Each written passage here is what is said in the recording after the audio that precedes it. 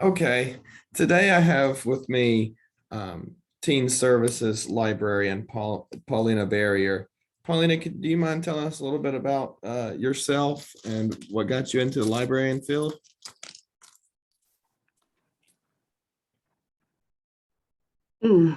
Okay.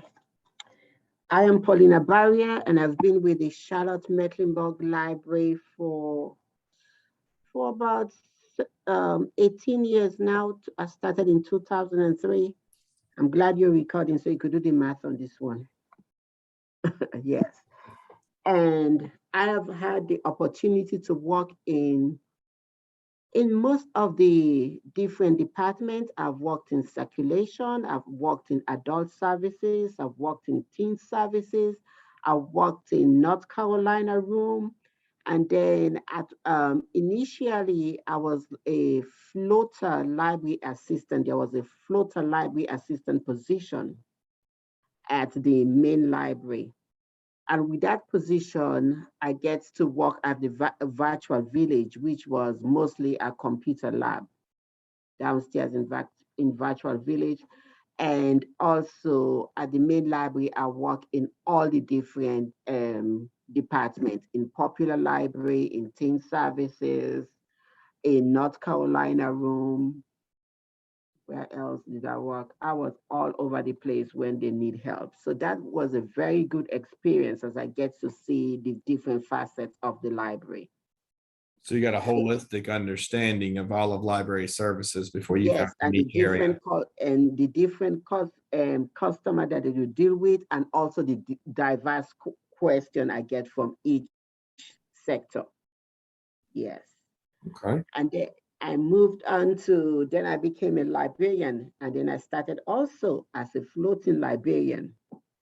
So when I became a librarian, I was a floating librarian. So I would go, at that time, they just divided the libraries into pods. So I've worked at most of, we have 24, I think we still have like 24 branches, except for Davidson and Cornelius. I've not worked. And not county. I've not worked into those in that sector of town. But with then from that experience, what I learned from that experience is the community makes the library. So what works in one community may not work in another community in terms of programming. It's interesting.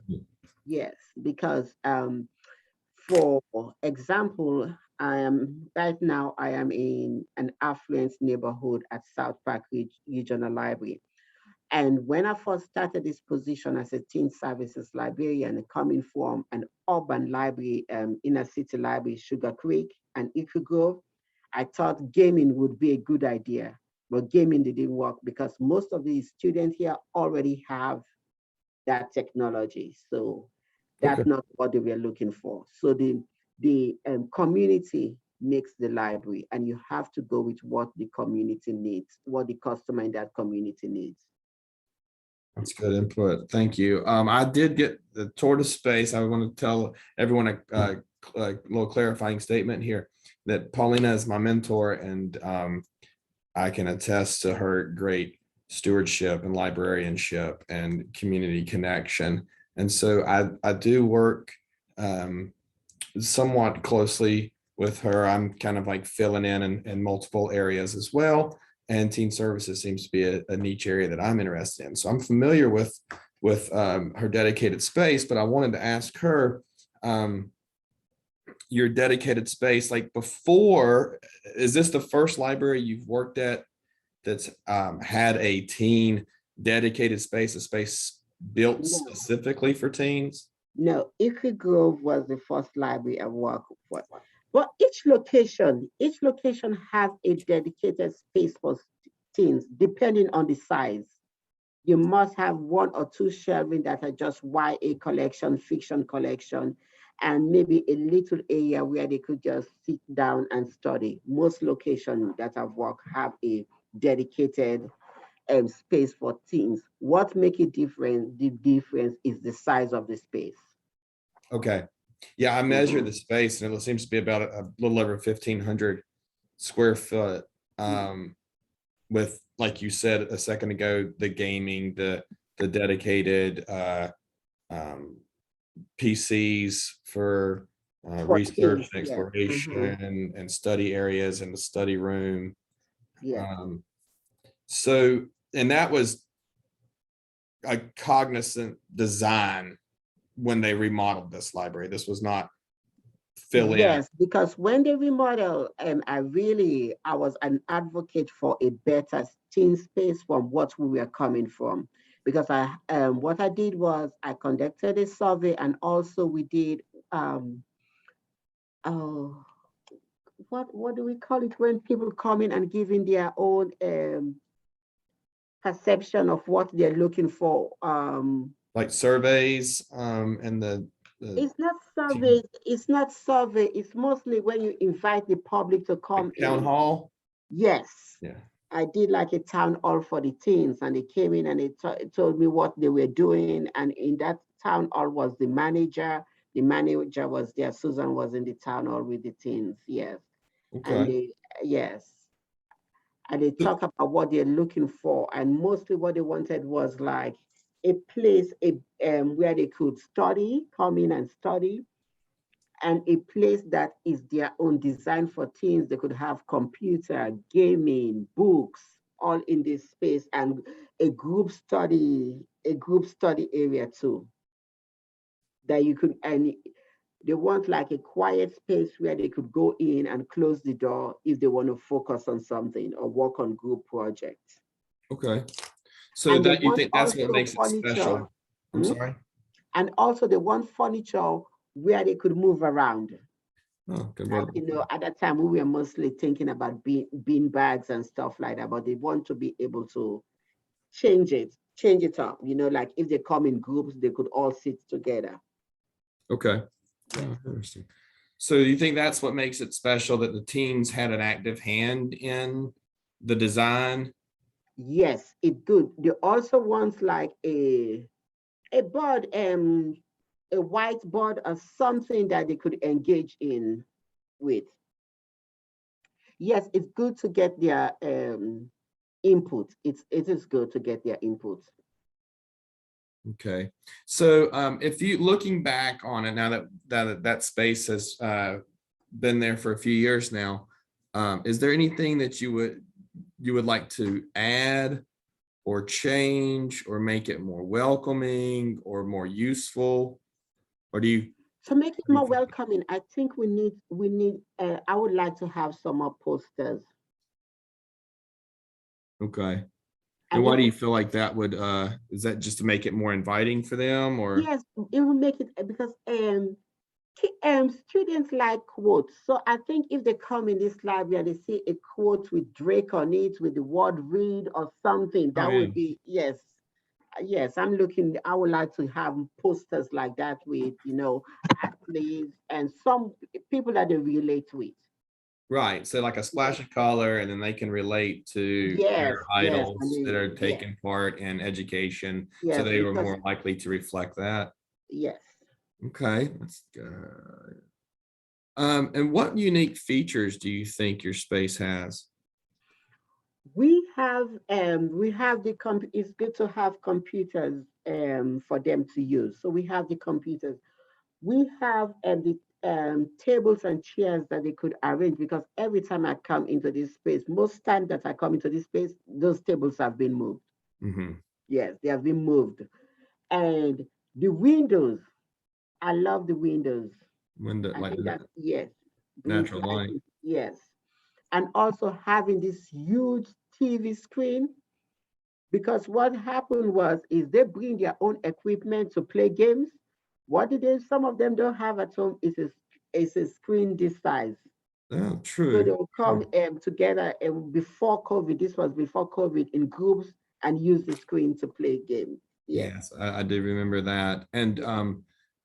uh, not trying to speak for you, but you did kind of mention this earlier about having that door where they have that privacy and it's their Yes, own yes. space. So if it gets too rowdy or too noisy, we could shut the door so it doesn't affect the other customers, the adult customers.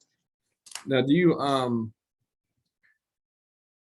you think that anything like needs to change in that area or in our approach to YA services? And if so, or if we are lacking in any area? If so, what would those One be? thing I would have loved to have, I would have loved to have a desk in the area. We don't have a desk because customers are used to having a service point they could go to.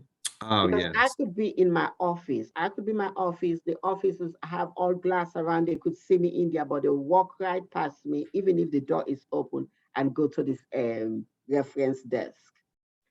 Okay, so you think that even though it's a glass, it's creating a barrier for Yes, them, it so is a barrier. they don't want to It would interrupt have you been like, maybe or something like that. yes, if you're in the office, people think you're doing something else. So I Okay, would have loved to have like a service desk out there. So I'm right out there. okay, yeah. And we could stock that desk with like but I have a counter space where I stock stuff with paper, pencil, scissors, everything that they need to. Yes, Oh, yeah, some kind of like access to the items that they might have yes, forgotten we or might, yes, lacking, be like, going to the flash reference drives desk. and stuff. But yes, Okay, it will be stocked. Yes, and okay. I would also love a space, although I use an area where it's just college and career focused. Oh, yes. Yes, I would love a space where it's just college and career focused because I Now, do have a display. I do yeah, have a display for that, but it they would be nice. interact with that. I noticed that I do pull holds and those do fill holes Yes, and you're always and restocking that also area. for our preteens, for the younger ones, YA books, YA books, the content could be mature content in some YA books. So that why I have always have the display for preteens books, because when parents come in, they're not familiar. Sometimes they're not familiar with the author or the subject. So it's good Mhm. to have just a display for preteens. And I wish I could have like 2 shelves that I could use for just preteens and material, just shelf for preteens. Okay. Mm. Yes, it does seem like that there's not much area to display and there's not Yes, we need to have like a middle age collection.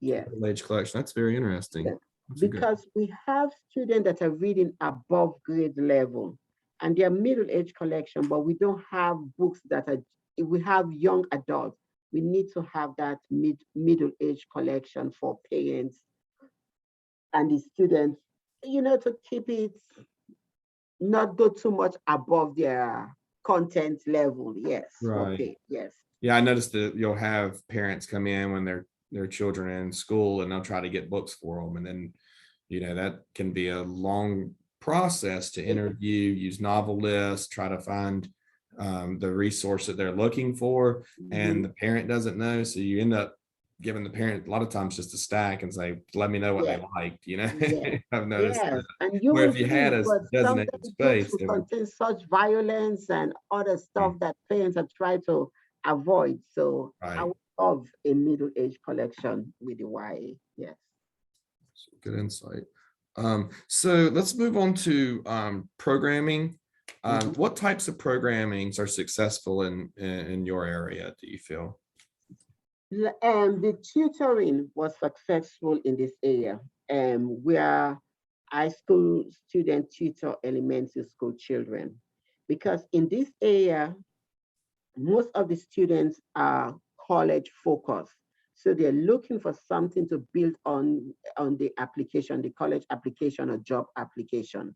So that program was helpful and beneficial in that sense. Okay, do you think that there's an adequate number of programs and services for young adults? Is there like a need for more time or like staffing, resources, and funding? I think overall we do have adequate program. I think overall, as a system, we do have a good variety of program. What personally I think we need to focus on is marketing. Okay. Yes, Like getting marketing. the information to the teens where they are. Yes, because we have college and career, we have STEAM, we have book clubs, we have voluntary and volunteer opportunities. So we meeting, we have career programs. We connect with partners to engage that that are focused on teen services in the community, like Teen Health Connection. So we time out youth for the LGBTQ customers. We do have all these good programs, but I think marketing is where we need to focus on. Okay, so you feel that system-wide we have a good variety. In your branch, we have a good variety, Yes. and you're meeting the needs of those that perhaps don't have access to this information. However, there's a disconnect with getting the word out that we have this. Yes. Okay. And as far as our collection, as far as the young adult collection, do you feel like, I know that you said something about preteens, but do you feel that our young adult collection meets the needs of a diverse group of individuals, and that everyone seems to be represented in our collection? Or what are your kind of selection ideas? Yes, I think that our collection and collection management team, they're doing a good job at meeting the diverse needs of the students. Okay. Yes, I think diversity is well represented in our collection. Okay, well Yeah. represented. I know for one, like in our community reads, I feel like they do a good job choosing titles that like myself, I probably would not have found without that direction. And I like the themes, like especially last year, the for me having small children, the You Matter book became a big hit in our household, because just the message is so poignant and so pure. So I see what you're saying with that, with collection management. And yes, they really because we could suggest, as a librarian, I could suggest books, which I've done. But when it comes to like acquiring the book, is collection management. But they do, and they value our suggestion too. They value our suggestion. Oh, that's good to hear. Yeah, they value our suggestion. They, Megan, who is in charge of YA, will ask for our opinion, like, what do you think I need to buy? So that's good. Oh, that's a good cross-departmental partnership. Yes. Okay. And have you ever had a book challenged? Not, I've come across several books that have been challenged, but not at our library. No one's actually sent you or talked to you and said this shouldn't be no here. one have ever sent me no, That's not good at to this. hear. And that is since I've been with the library. No. Oh, that's great. Because because there's a lot of questionable for some people. Oh, I've read some books that myself that I'm like, "Ooh, glad I read that first."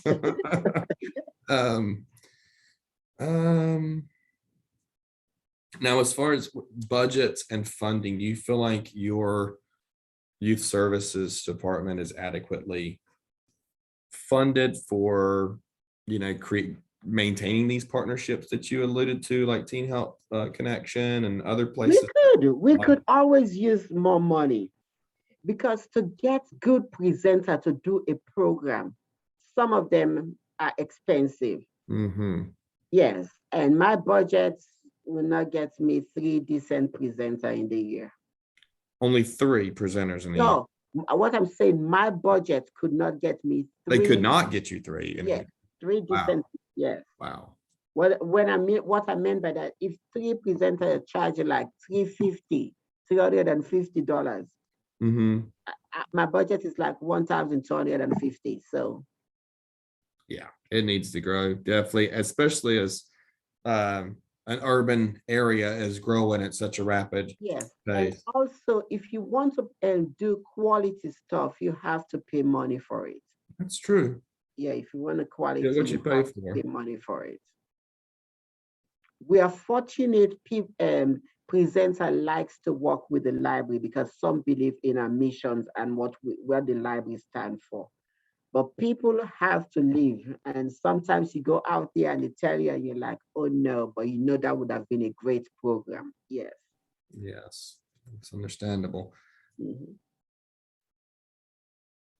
Okay, you mentioned that you used young adults in planning like the space. Now, how are they with programs and like say collection development? I know that you said that our collection management team does a I great job. used to, before, this was before COVID, we have a very strong teen advisory board.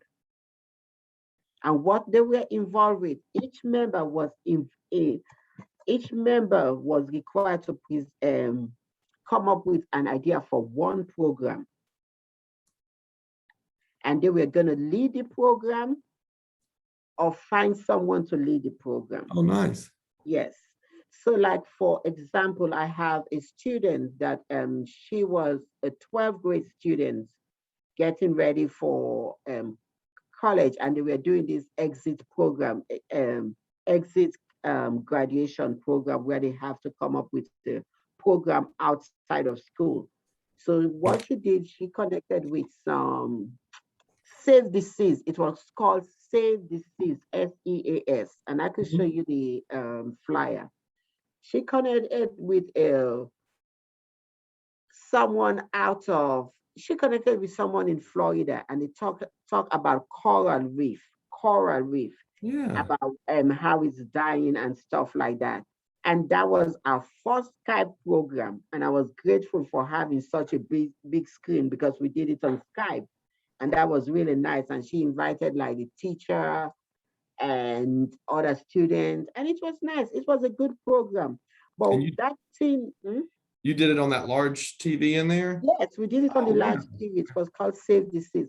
But what was good, what the teen advisory board I created was I didn't want just students to show up and say, "Oh, I'm a member of South Park." No, you have to do a program and you have to bring people in the library. Two collaborated and they did a talk. It was Toni Morrison's book, Bluest Eyes, because that was the book that was reading. And they invited their English teacher and she gave it, yes. That's nice. Yes. Give a good So, yes, presentation on the book. yes, they Oh, did a nice. presentation on the book. And they also did a listening of another book. I've forgotten the name of the book, but I could give you all those stuff because I always save my flyers. Oh, please do. Yeah, that Yes. would be great Mhm. information. Yes. Just a couple of quick questions, and thank you so much again for doing this. This is like so much good information. Um, so you're the designated staff in that area. You don't have any other designated persons. Me, myself, and I, we're the only one in teen services at South Park. And I'm And thankful for your help and your interest in teen services. oh, Because likewise, most I owe you staff, I owe you an immense debt of yeah, gratitude. most staff, when they hear teens, they're like, "Oh no, I don't want to deal with them." But they're good, they're a good bunch to work with. I enjoy it. Yeah, they are. They Yes, are, I and enjoy especially the ones that we have coming in, they seem to really be on track. They were it. more Yes, on and you track than I was at their age. I know that that much. why insisted, if we create the space, we create opportunity. If we create the space, we create opportunity because now we have a space where they could come in, they could sit down, they could move the chair, they could be here for as long. We just ask you to be respectful of the space. But this, as Mhm. I always tell them, this is your area, this is your space. And now with COVID being out there, they could come and use the library before they could go to each other house, and study. But Yeah, sure. sometimes with COVID now, and maybe somebody in the house has a low immune system or whatever, now they could come to the library.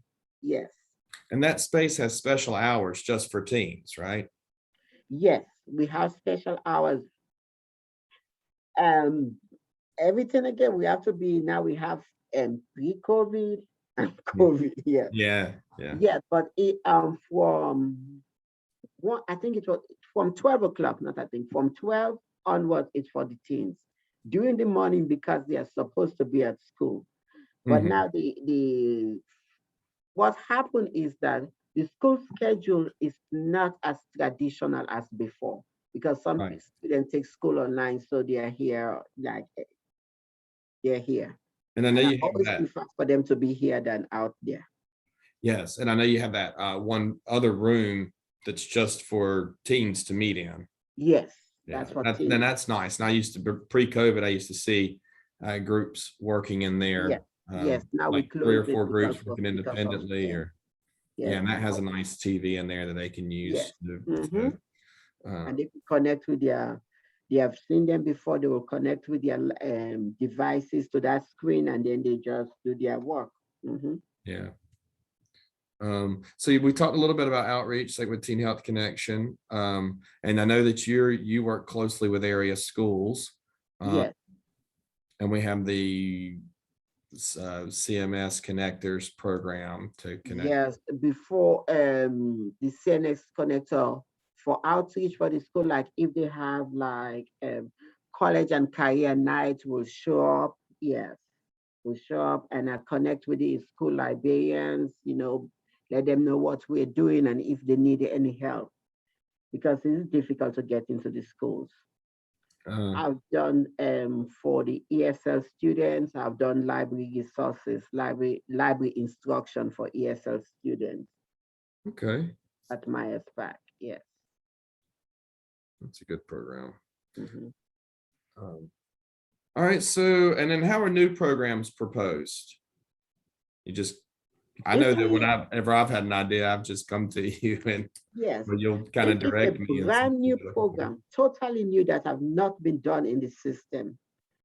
This is totally new, not been done in the system. You need to do a program proposal, Okay. which will go to the team coordinator, that is Holly, and Holly will review it to see if it fits in the different categories. Like, we have education support. Yes. So where will that program fit in? Okay. Yes. And then as far as like existing programs, how do you evaluate their success, or how do you evaluate them at all? For the teen tutoring program, why it continued, because I've been doing it from 2010 when I am from 2010, 2011 school year. I evaluated, I used to send survey out. I'll send survey out to the students and also to the parents. And also, I see they keep coming back and students keep asking, when are we going to start? When are we going to start? Parents are asking about it. So that was another way I evaluated the program. The word of mouth dialogue. Yes. Yeah. Yeah. I know we just last week had someone looking to volunteer and Yes. we're ready to get back to welcoming the students again. I think that and is there a program that either was your favorite program that you've done that was like most successful, or was there one that was not all that successful that you revamped and it became successful? Any stories like that? My favorite are the teen advisory council because I get to sit and talk with these teens one-on-one. I'm in there with them. It's just an easy rapport conversation, find out what's going on in their life, what they want from the library. So that was good. We were very engaging. And that happens Saturday mornings. I would have donuts and something to drink. I just like chilling with them, getting their idea about what's going on. Teen tutoring too was a good one because I see the students mature.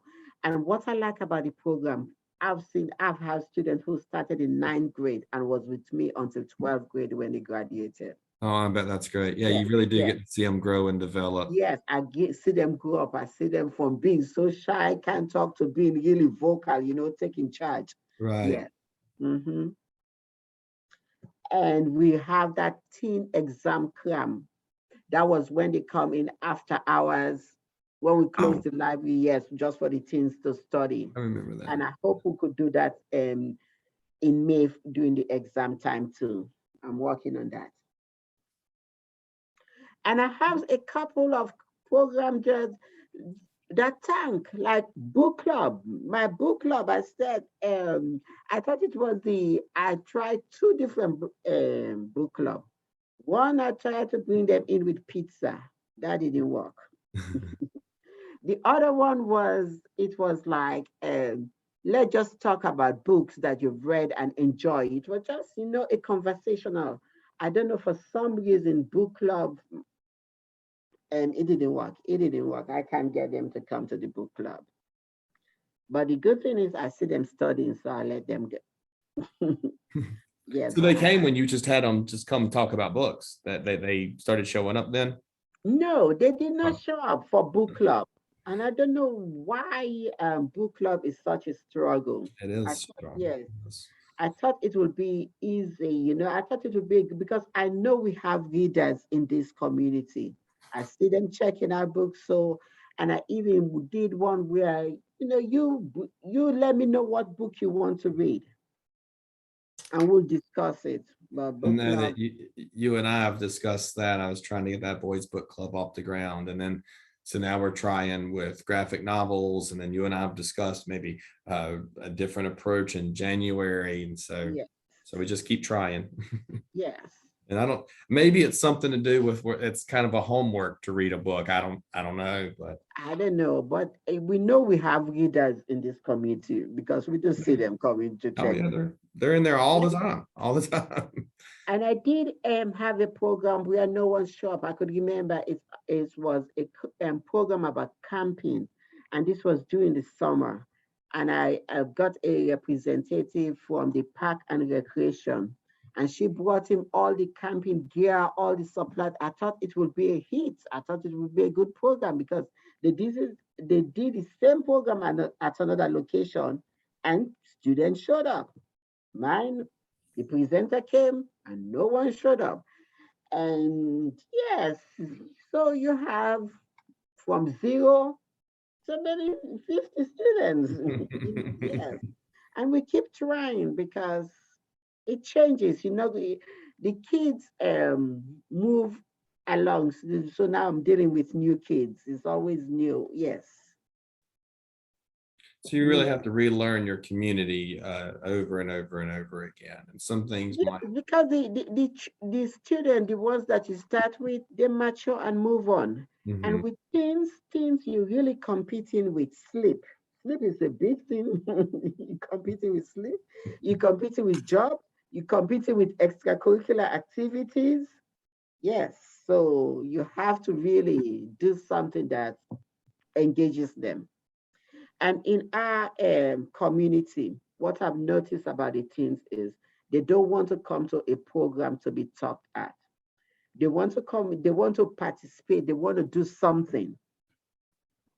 So that's why volunteering, anything that deals with volunteering, where they could get community service hours, they do show up. They will come to that college and career informational program because they're getting information. But other programs, nah. I'm going to participate. That's really interesting. Yeah, I'm learning a lot about guided inquiry in another class, and that's kind of that whole concept is just Yes, it's like to gaming. direct their own They'll, learning.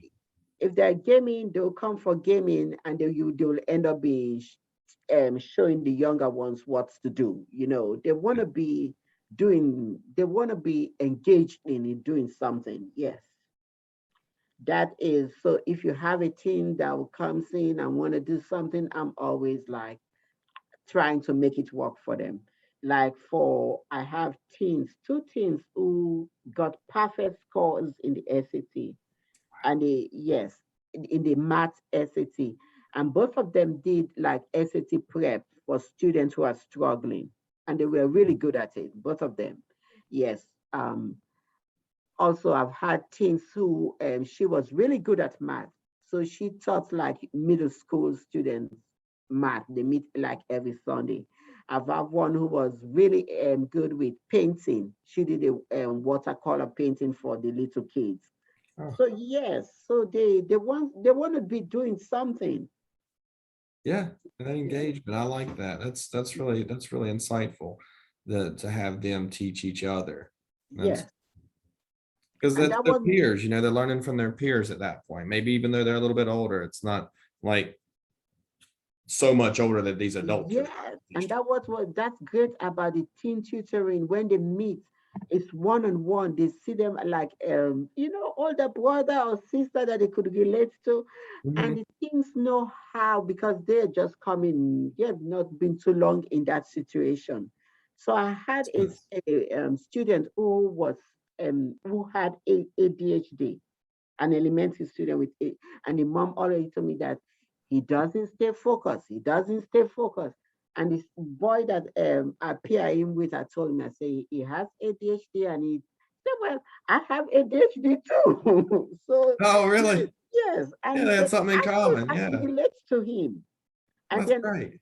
yes, it happened again. One student, the elementary school student, he had ADHD, can't focus. But what he told about his mom about the tutor that he was paired with, he said he's so calm and relaxed. Yes, Oh, that's great. yes. Yeah. Yes. So you hear this kind of stories, and this parent they will send me email like, when are you starting? But now we can't start because of the COVID. Yeah. Yeah. Well, we're Hmm. hoping that'll change as these I hope so. I cases hope so. keep I hope so. falling. Yeah. Yeah. And I during the COVID when they were not coming in, I really missed the energy because I didn't know how much I feed off of them. So I got my ideas from them because I would see them and I would just ask like, hey, what do you think we need? What are you doing? What are you working on? With I didn't know how much I missed their energy until COVID. That's a good insight. Yeah, that's great. Yeah, you see them around, you're thinking, okay, maybe I need to put this out, I need to do this, we need to do this program, we need to, but when there's no one around, you're just like, okay, what do I do now? Yeah.